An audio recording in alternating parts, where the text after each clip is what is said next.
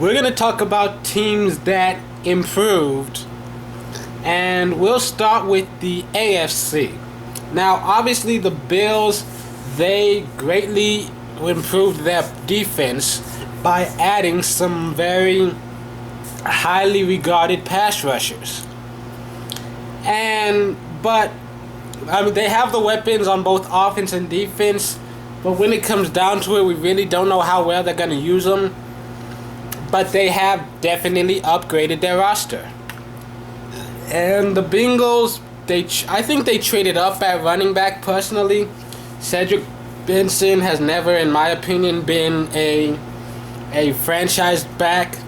And while the law firm may not really be what some would call elite, I still think he's much better than Benson, just because he brings a lot of the same things to the table, except he's still got his youth, and he doesn't fumble at all, like ever in his career.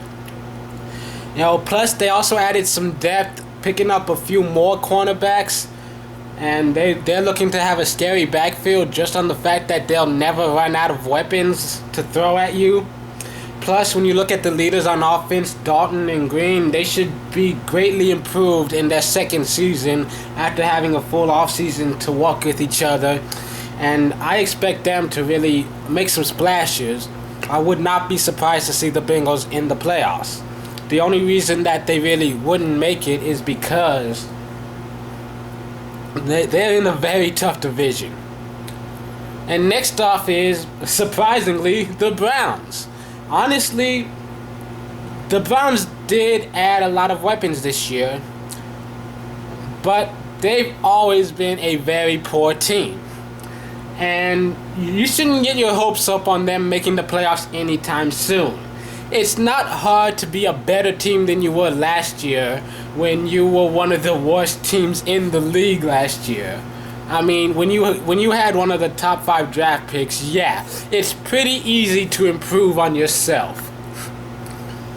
And then you have the Texans, who, yes, they lost a few things on defense, DeMeco Ryans, Mario Williams, but that Mario Williams was out for most of the year, and they were shining without him. They can do the job. They can get it done without Mario Williams on the roster. They proved that last year in the playoffs, nonetheless.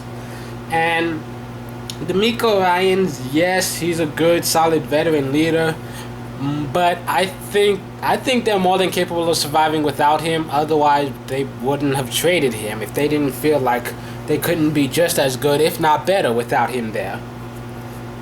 And more than anything else, it's just because they are healthy again.